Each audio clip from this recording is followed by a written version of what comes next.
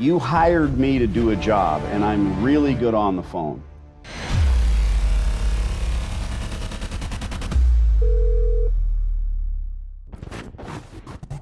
Soon to be closed location and previously for sale by broker. Well, we can't speculate. Come on, you don't know that for sure.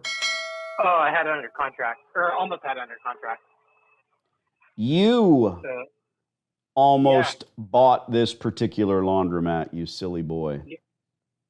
That's correct. That's why we're talking right now, because that led me to this, basically defining you. All right, remind me, because I have the memory of a gnat about this location, what went on, and so I'm going to make some assumptions. You made an offer, you almost bought the laundry business, and then you thought something doesn't pass the smell test. Let me do some more research, and you found me. That's right. So I had an offer. I think we were close. The broker called me and said that the owner didn't want to stay on for more than a week. And I'm like, no, they've got to stay on for at least a month. And then he called me back a few days later and said that owner wasn't interested, that they're going to take We keep using that word, and I have to be a stickler for vernacular. You're talking about the operator. When we say the word owner, it gets really convoluted. So I know what you mean. The operator. You found the laundromat. Quick Coke, Pepsi answers. How big is the laundromat? It probably has, it's maybe about 1,500 square feet. Very, very small. It's pretty small. But you were in this process, and you actually made an offer. How much did you offer? $85,000. Okay. $85,000. And the reason you didn't follow through and end up with this horrible nightmare of a location is because the guy wouldn't give you 30 days. You know why? You know why he didn't want to stick around for 30 days? I suspect because he just wanted to get rid of it and knew that no, wasn't dude, possible. What do you think would have happened in the first week?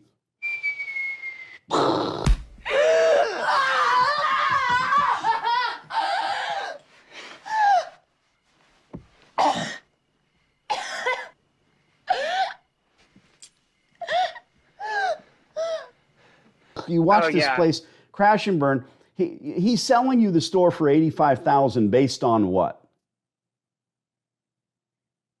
Well, I think that if you ask the broker would say based on 3 times the revenue or something like that. But I'm asking you. We all know that it doesn't make sense. We all know it's completely preposterous. You dodged a bullet, my brother. People. I did. Almost everybody that has a laundromat, they tell this story of, whoa, the first time I got a laundromat, I bought it for X, and I realized it was really worth Y. Y equals nothing. And then I retooled it, and that cost me Z. So I'm in it for X, and X is the purchase price plus Z, and I equal a long time before I see M, which is money, right? Yep. So here we are. But you don't know the square footage yet you made an offer.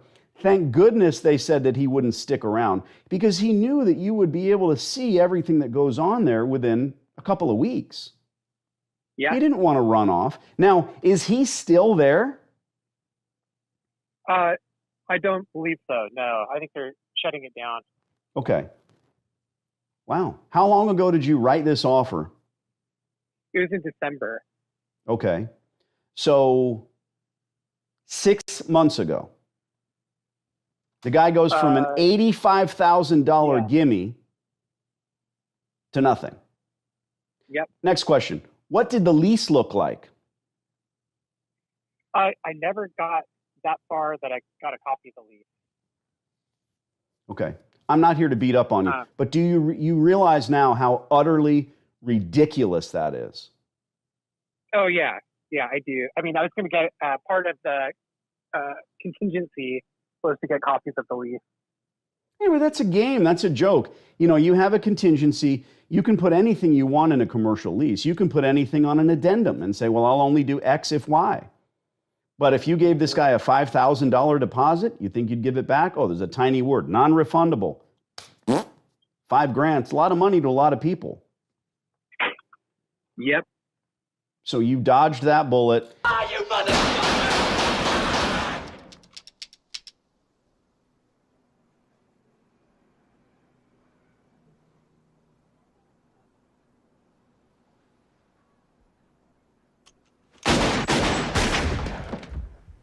Now I'm looking at this location. Have you ever spoken to said landlord? No.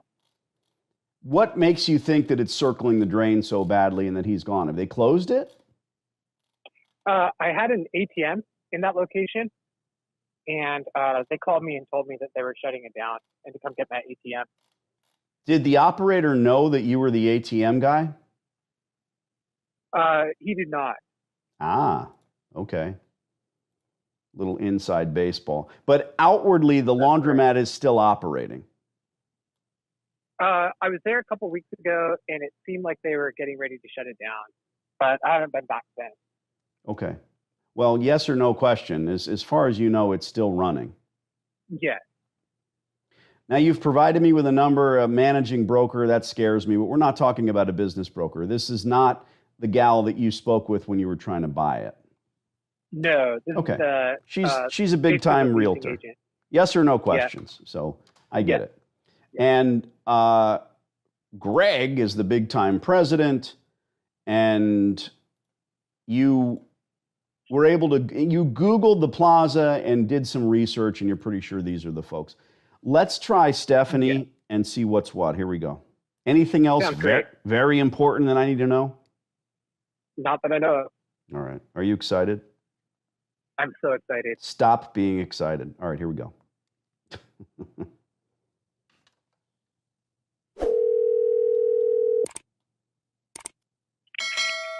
Greg. Greg, Danny D'Angelo, how are you, my friend? Okay. I am looking at some commercial space. I wanted to discuss lease terms with you and maybe give you a rent check for the next 15 years or so. Okay. What property in Everett? There is a Coin Laundry here. We've got a good contact.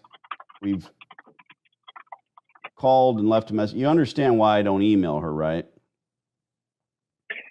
No, actually. You hired me to do a job, and I'm really good on the phone.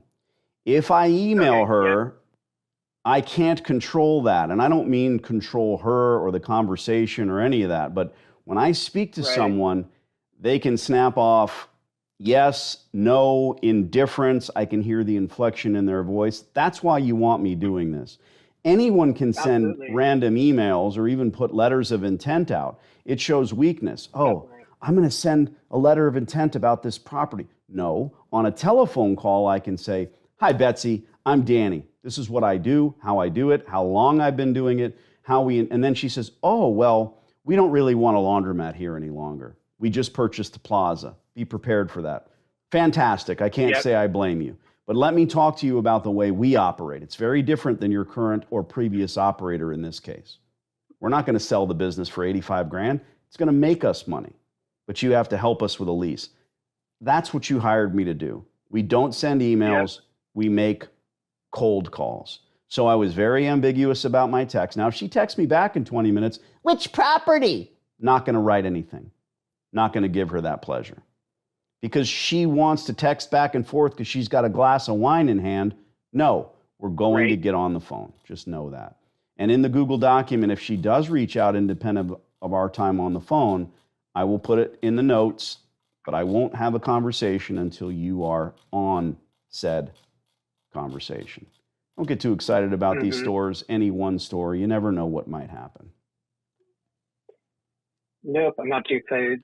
You've got another one here on 140th, and this is all original time capsule from the 70s. That makes perfect sense to me. You're using the word owner again. I got to beat you up. Do you mean that he owns the building? Juan? He owns the building, yeah. Okay, that makes him the landlord. All right, here we go. Stand by. Sounds good. You want to bet $50 it's disconnected? No. I'm going to remember that. Here we go. Come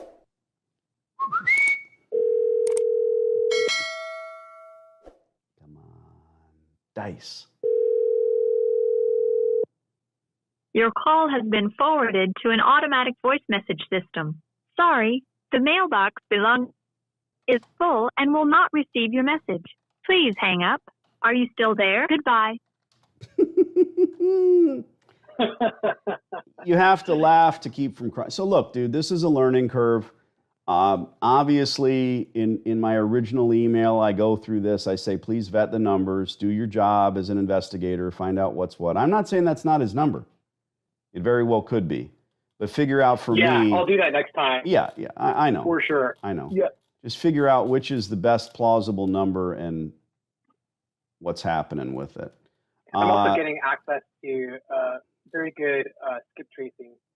Yeah, and I always tell people, don't go spend money on skip tracers. Don't buy programs or do any of that kind of stuff. It's usually not going to lead. It's just your own investigative work. You know, it's going to work. Do not use Inspire Big Poop inside Big Poop. Yeah. So some homeless guy poopied in the washing machine. I think so, yeah. I'm saving that picture. Isn't that amazing? Not really. That's why people don't want laundromats, because there's a big poop inside. I prefer to poop in the top loaders. You always said it's an upper decker. Oh, Jesus. All right, we have any more? Yeah, do you want to try this down home? I don't know, I'm asking Actually, you. You know what, Danny? Let's hold off. Let me go validate the rest of the numbers. All right. I don't want to waste your time. Listen, dude,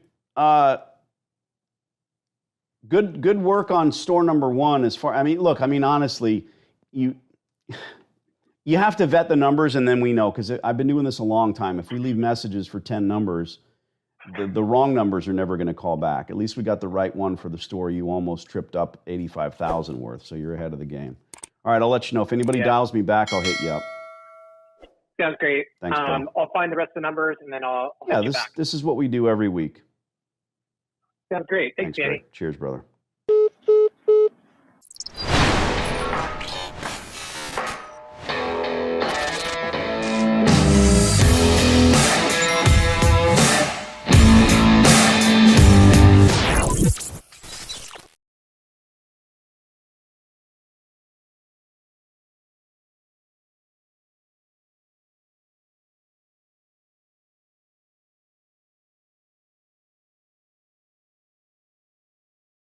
I'm pretty sure this hot water heater's got a few more good years left in it.